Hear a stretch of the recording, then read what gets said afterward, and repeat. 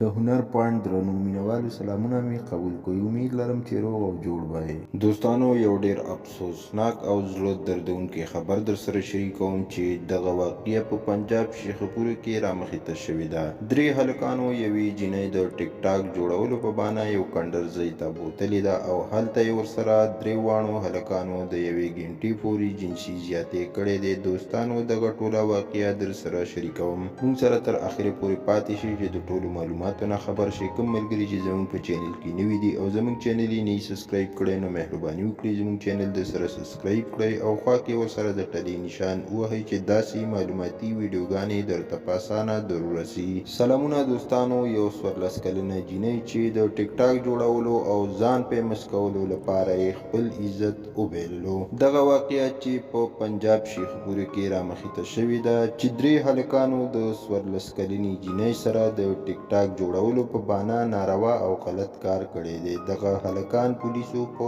موقع گرفتاره کړي دي چې اوس په تانه شیخپوره کې دي. دغه جینۍ چې هلکانو ورسره په زوره جنسي زیاتې کړې دی وایي چې زه د ټیک ټاک جوړولو په بانه د کور نه راویستم او زه یو کندر کور ته په زوره بوتم نو هلته یې بل هلک کېنولی و او بیا یې زه کمره کې دننه کړم نو په نمبر را سره درې واړو هلکانو دغه ناروا کار وکړو چې ما سره یې تقریبا د یوې ګنټې پورې دغه ناروا او جنسي زیاتې کړی دی او دغه هلکانو داسې بیان پولیسو ته ورکړی چې دې جینۍ سره زموږ له 3-4 ورځو نه رابطه جوړه شوې وه او کله چې موږ په یو پارک کې ټیک ټاک جوړولو نو دی زموږ سره رابطه جوړه کړه او بیا موږ په دغه بهانه راویسته چې موږ ټیک ټاک جوړو نو دا را سره راغله او کله چې دا موږ راوسته نو بیا مو ورسره دغه ناروا کار وکړو. نو دوستانو که تاسو وګورئ نن سبا په ټیک ټاک جینکۍ او هلکانو داسې بې شرمیانې شروع کړي دي چې د ډیرو خلکو پکې عزتونه تار شول.